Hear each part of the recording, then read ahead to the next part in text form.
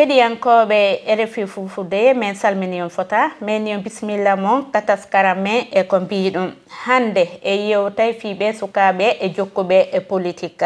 finde toɓɓere hiɗen jaɓɓi Ismail won ko goto e député jo kasudu sarɗiyankoru kanko woni député jo nde fedde e Pastef ko kanko kadi ardinde e nder nde falde e Podor ko kanko woni ko jaɓɓiɗen finde toɓɓere men Ismaila wonna men yo bismillah mon kayre fi e Fulfulde ko adi fop mi do fala yon salmi heɗiyankoɓe men assalamu aleykum rahmatullah salminam mo salmini heɗiyankoɓe radio Fulfulɓe mo salmini technicien maɗa bisimilla mon émission on jarama e invitation on ɗo émission nama min weltani ko fota non kadi ko cabɓiɗon kon RFI Fulfulde e nde nokkure hande hiɗen e ngal cagora toppitingal e fi kisal e cellal e ɓiɓɓe e Sénégal ko adi foppo ko honno taw onon o fuɗɗorɗon ko faati politique minen noon min naati politique no ɓooya seeɗa min mo fuɗɗaki politique e Pastef mon fuɗɗima politique e parti socialiste min woni étudiant donc c'est à partir de 2014 no parti Pastef waɗa créé e min jiiti hen koye men par ce que aɗa andi saɗa waɗa politique ƴewata ko gandanɗa ko hoorema ko ɗum waɗi correspondé yiyande ma e mo ɓooyi parti socialiste mais ko mbaɗnon ko toon yakare yiyandam politique mi yiyan ɗum toon ha Allah addi parti o ɗo Pastef kesa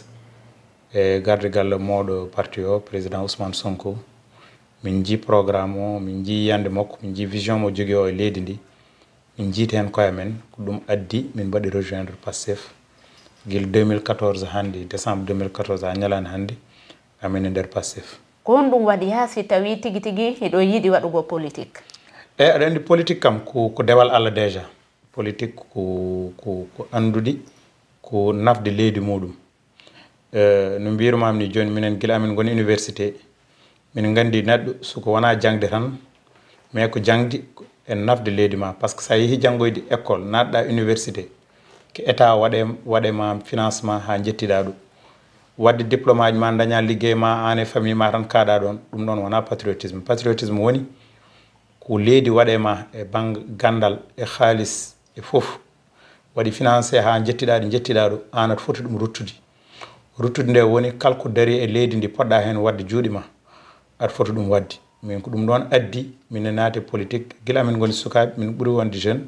ha ñalawma hande par ce que minen cikki kono président américain wino tan e Kennedy sa woni leydi hoto ƴeew ko leydi wawma waɗande an ƴeew ko poɗɗa waɗande leydi eyyi ko ɗum ɗon addi darna men e ndeɗo lande politique inchallah nama ka ara noon ɗi cippiroji e weluno fi politique noon no muusi politique kam ko cippiroji tan te aɗa andi ganduɗo parti Pastef ɗo ummiɗo ha ñalawma hande ko kareji ɗi gassa amin mbadde hen guila 2016 ɗo président Ousmane Sonko waɗa radje fonction publique ha ɗo actuellement minen goni pouvoir ke haareji min goni 2016 radiation 2017 o naati assemblée o tampina toon 2018-19 élection tampere anen ha 2021 no manifestation ji puɗɗi ha ɗumin jeggari au pouvoir prison et foof donc parti politique ko noon tan politique ala foftere ko haare te haare nde ya taw an saɗa haaɓe tan andu haare nde fandare ma ko yo leydi ndi ɓamto hen non woniri e hande ka député jo ka suudu e sarɗiyankoru e ko hon ɗum waɗi ha ɓe suuɓima wonugo député jo eyyi ko waɗimi ko suɓede peut être wona e jambaru banggam min ko peut être ko wiyete ko concours de circonstance ko français wiyata ko concours de circonstance min e ko Podor no mbiruɗa ni joni présentation ko Podor jeeyami min ko 2014 mbaɗimi rejoindre Pastef mo jeeyake waɗɓe créé Pastef par ce que Pastef waɗa créé ko février mars 2014 min décembre hay somo wona waɗɓe fondé Pastef meɗe jeeya e adiɓe toon 2014 ha ñalawma hande meɗen wone on ɗon organisation politique min Allah waɗi gonim coordonnateur départemental provisoire guil 2014 ha 2017 mbaɗam confirmé comme coordonnateur ha ñalawma hande donc le fait mon coordonnateur sa ƴeewi département Podor ko 22 communes commune aji fof min waɗi monté les sections avec mo jaadimɓe e bureau am ha ɗumin jettiɗo donc ɗum noon waɗi ko gonnom ko yes au devant de la scène politique mais wadde tenoruji mawɗi aɗa andi département Podor kam so wiyama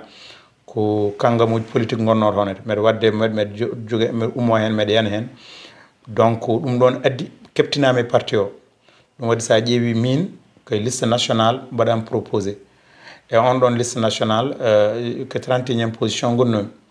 ɗum waɗi no président Ousmane Sonko waɗi démissionné automatiquement min waɗimi remplacé donc min mi naatimi assemblée no président Ousmane Sonko yalti assemblée donc en tant que son suppléant donc ɗum ɗon aussi mo wiyata ko consécration ko haram min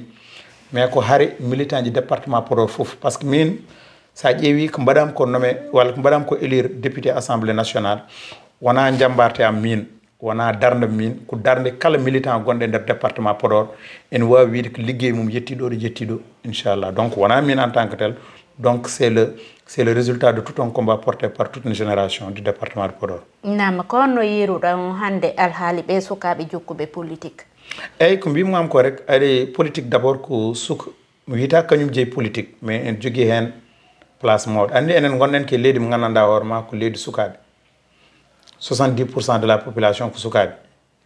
donc on sa wiyaɗo waɗa politique guittaɓe hen gasata sa ƴeewi noon Sénégal guila indépendance ha faade hannde waɗanoɓe politique ɓuuri ko hen hewde ko mawɓe mbaɗanno ɗum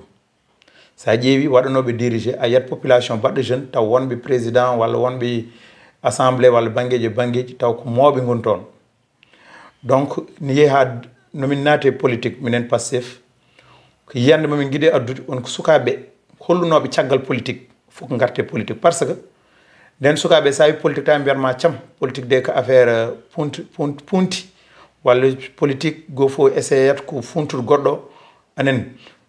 ha sukaɓe ƴewanno politicien comme neɗɗo wona kaalo gonga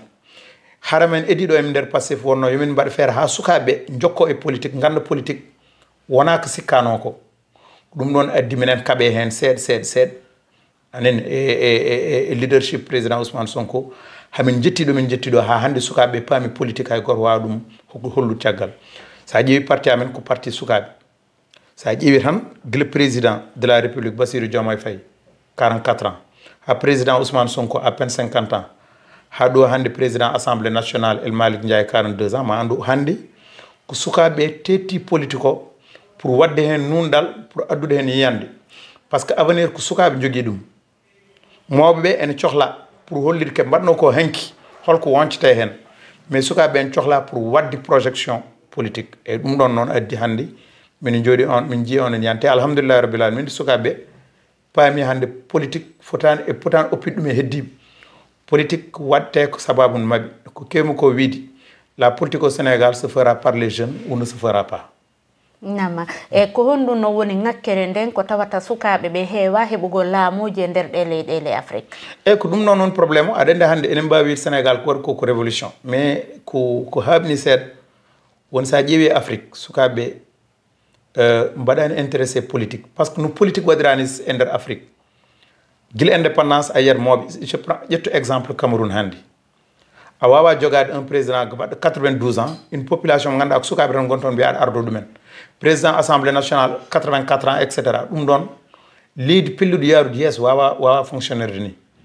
sa ƴeewi enen ɗo Sénégal artonoɓe nden président ay ɗum waɗi ni El Malick Ndiaye waɗa président assemblée nationale yimɓe fof ko kawa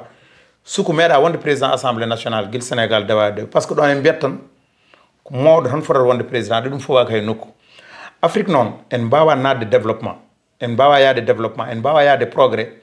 so sukaɓe pellitani sukaɓe noon wona n'importe quel sukaɓe il faut ko sukaɓe mbaɗe formé ganda ko holɗum won politique ganda holɗum won fandare mabɓe leydi ndi pour ƴetta responsabilité ji mabɓe taw won sukaɓe nonɗuɓe wonduɓe dignité gandanɗa hoorema en gandi ko desna ko wona fijirde ko fewnude leydi ganda goto no wiye Montesquieu philosophe wiya noon leydi mo gonɗen nde en jeeyani ɗum ken luɓiɓe ɗum sukaɓe meɗen par ce que actuellement ko liggi ɗo ko ɗo goppaten ɗum ko sukaɓe men aroɓe jogoto wadde hérité leydi ndi donc nden ɗon leydi ata liggoto ɗum correctement no hanniri ni ha gandanɗa hoorema ɓen so garima ɓe enen de adiɓe men ɓeɗo puntani men e pewndi leydi hande suko so jibnama Canada so jibnama France o walla jibnama États-Unis so ari mo taw sur le plan économique sur le plan éducation fof no fewnda mais fewnduɓe ɓen gadima ronete ɓen so gonini yimɓe des égoïstes pewndata ɗum il faut que Afrique jettoɗen ɗon te ɗum ɗon il faut ko dañen sukaɓe waɗɓe conscient mbaw ƴettidde waɗa révolution on révolution fuɗɗinom noon de guila jamana Thomas Sankara mais koko taƴano par ce que puissance internationale uji en gandi ɗum ɗo ala e mabɓe nafoore ɗum waɗi mbaɗno ɗum bloqué Patrice Lumumba ene fof mais sa ƴeewi ko woni koye vent puɗɗiɗo wadde hande wadde poussé avec président Ousmane Sonko en waɓena Traoré mo Burkina Faso ɓen fof sa ƴeewi hande ko vent keso wona e arde te on ɗon vent c'est inéluctable wawa rutta caggal ko yeeso faya kal état Afrique mo jaɓani wadde sukaɓe men yees ko doole jogori wadde sukaɓe ɓe yees inchallah